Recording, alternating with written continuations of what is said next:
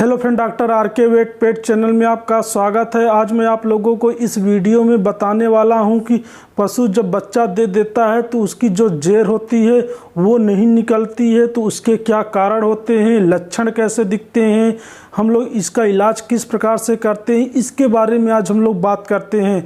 तो आइए अब हम लोग वीडियो स्टार्ट करते हैं। सबसे पहले बात करते हैं कि जो रिटेंशन ऑफ प्लेसेंटा होता है, यानी कि पशु जब बच्चा दे देता, बच्चा देने के 8 से 12 घंटे बाद वो जो जेर होती नहीं निकलती है, तो उसके क्या कारण होते हैं उसके बारे में बात करते हैं। तो इसमें क्या होता है, जो पशु की गर्भाशय होती है उसमें प्रॉपर संकुचन नहीं होता है।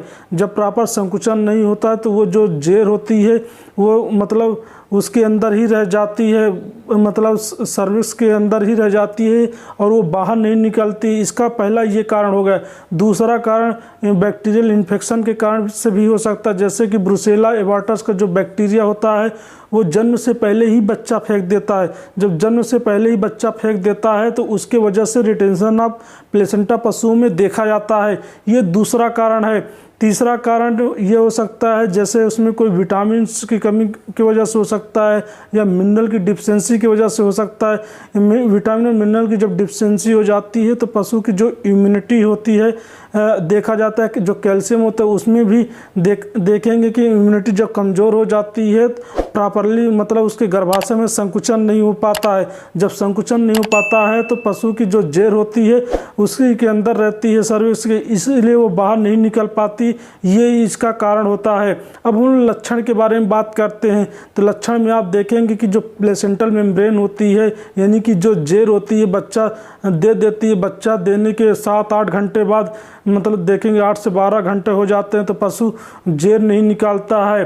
फिर देखेंगे पशु ना तो प्रॉपरली अच्छे से खाना खा पाएगा, ना तो दूध जो मतलब मिल्किंग प्रोसेस होती है दूध भी नहीं निकालता है। ये इसमें आपको लक्षण कॉमनली देखने को मिल जाएगा। ये इसके लक्षण हो गए। अब हम लोग इसके इलाज के बारे में बात करते हैं कि इसमें हम लोग ऐसा क्या ट्रीटमेंट दें कि जिससे कि पशु की जो जेर फंस गई है बाहर नहीं निकल रही तो वो सही हो जाए। तो इसमें मैं आप लोगों को दोनों इलाज बताऊंगा, देसी इलाज भी बताऊंगा और येलोपैथिक इलाज भी बताऊंगा कि आप अपने रजिस्टर्ड वेटनरी डॉक्टर से कौन कौन से इंजेक्शन लगा सकते हैं, ऐसा कौन सा पाउडर आता है जो अपने पशु को खिला करके जो जेर की प्रॉब्लम है उसको सॉल्व कर सकते हैं। तो इसमें हम लोग सबसे पहले देसी ट्रीटमेंट के बारे में बात करते हैं। देसी में आपको क्या करना है, पानी लेना है और उसमें आपको सोंठ हो गया, अजवाइन हो गई, 50-50 ग्राम दोनों को आपको अच्छे से कूट लेना है और पानी में आपको बॉयल कर लेना है। बॉयल करने के बाद उसको हल्का गुनगुना पानी आप अपने पशु को पिला दीजिए। जब आप उसको पिलाएंगे तो 1-2 घंटे बाद जो जेर फंसी हुई है वो ऑटोमेटिक अपने आप निकल जाएगी।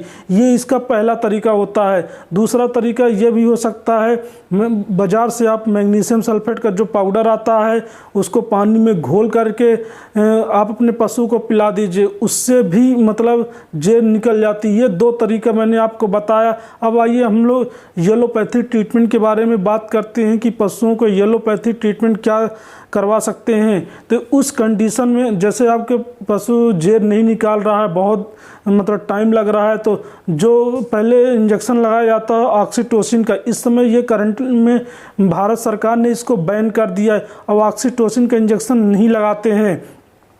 तो इसके स्थान पर जैसे जेर फंस गई है तो इसके स्थान पर रिप्लेंटा पाउडर दिया जाता है।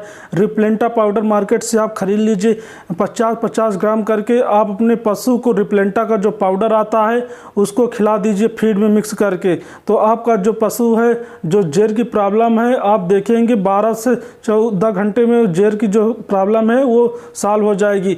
ये पहला तरीका है। फिर जैसे कोई आपको लग रहा है कि आपका पशु कुछ खा पी नहीं रहा है, बैक्टीरियल इन्फेक्शन हो गया है, तो आप उसमें सिम्प्टोमेटिक ट्रीटमेंट भी कर सकते हैं। जैसे कि एंटीबायोटिक्स में जैसे ऑक्सीटेट्रासाइक्लिन की एंटीबायोटिक है ये लगा सकते हैं, या एंड्रोफ्लॉक्सासिन की एंटीबायोटिक है ये लगा सकते हैं, या स्ट्रेप्टोपेनिसिलिन की एंटीबायोटिक, ये मैंने आपको 3 बताई है। इन तीनों में से कोई आप एक एंटीबायोटिक अपने पशु को लगवा सकते हैं। जो पशु होता है उसमें इसकी जो डोज लगाई जाती है 20 से 25 ml इंट्रामैस को लगाई जाती है एंटीबायोटिक की। अब हम लोग बात करते हैं जैसे आपका पशु मतलब कुछ खा पीने बुखार भी अगर ऐसा लगता है टेम्परेचर से आप उसका मतलब थर्मामीटर से चेक कर सकते हैं पशु के बुखार को।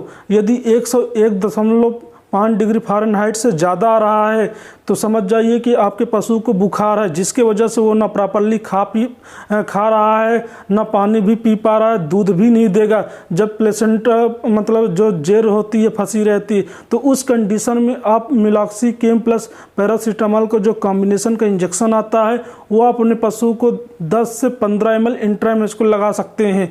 ये आपको दूसरा इंजेक्शन लगाना। तीसरा इंजेक्शन आप अपने पशु को एविल को लगाना है। एविल का जो डोज होता है 10 ml इंट्रामैस को लगाया जाता है। चौथा इंजेक्शन आपको मल्टीविटामिन का लगाना है भूख बढ़ाने के लिए। आपको पशु को जैसे बेला मिल लगाना है तो उसमें उसकी जो डोज होती है 10 ml, इसको इंट्रामैस्कुलर ही दिया जाता है क्योंकि इसमें लीवर एक्सट्रैक्ट और विटामिन बी कॉम्प्लेक्स मिला होता है। ये मैंने आपको 4 इंजेक्शन बताया, ये सिम्टोमेटिक ट्रीटमेंट था। अगर ये जो मैंने आपको तरीका बताया अगर इससे नहीं सॉल्व हो रहा है तब आप मैनुअली प्लेसेंटा अगर फंस गया है तो मैनुअली मतलब हाथ से भी आप उसको मतलब निकाल सकते हैं। हाथ डाल के फिंगर से लपेट करके उसको निकाल सकते हैं। यदि ऐसा नहीं निकल रहा है तो आपको क्या करना है, एक स्टिक लेना है। स्टिक में उसको फंसा करके जो प्लेसेंटल जो जेर होती है उसको फंसा करके धीरे धीरे आपको उसको निकालना है। ये आप निकालेंगे, फिर उसके बाद आपको निकालने के बाद उसको प्रॉपरली जो मतलब गर्भाशय है उसको अच्छे से आपको साफ़ भी करना है। साफ़ करने के लिए जो मैट्रिक एयर का सलूशन आता है उसका यूज आप कर सकते हैं। 60 से 70 ml मतलब उसको डाल करके अच्छे से प्रॉपरली आप साफ़ कर दीजिए। साफ़ करने के बाद इसमें फ्यूरिया बोलस आती है वो डाली जाती है। 2 मतलब फ्यूरिया बोलस लेफ्ट हैंड में डाली जाती है, 2 राइट हैंड में, मतलब टोटल 4 फ्यूरिया बोलस डलती है। इस प्रकार से आप जैसा मैं आपको ट्रीटमेंट बताया है इस तरीके से अगर करेंगे तो डेफिनेटली आपका पशु जो मतलब प्लेसेंटल मेम्ब्रेन जो फंस जाती है आपके पशुओं को, ये प्रॉब्लम सॉल्व हो जाएगी। अगर फ्रेंड्स मेरी वीडियो अगर आपको अच्छी लगी हो तो चैनल को सब्सक्राइब करें और साथ ही साथ बेल आइकन बटन को जरूर दबाएं। वीडियो देखने के लिए थैंक यू।